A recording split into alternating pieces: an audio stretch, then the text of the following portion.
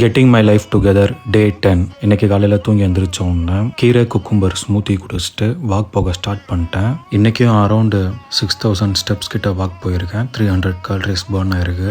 Walk முடிச்சுட்டு வீட்டுக்கு வந்ததுக்கப்புறம் நேற்று செஞ்ச பிரியாணியில் ஒரே ஒரு லெக் பீஸ் மட்டும் மிச்சம் இருந்துச்சு. அதை என்னோட ஃபர்ஸ்ட் மீலாக எடுத்துக்கிட்டேன். பாட்டி இலந்தப்பழம் வித்துட்டு இருந்தாங்க.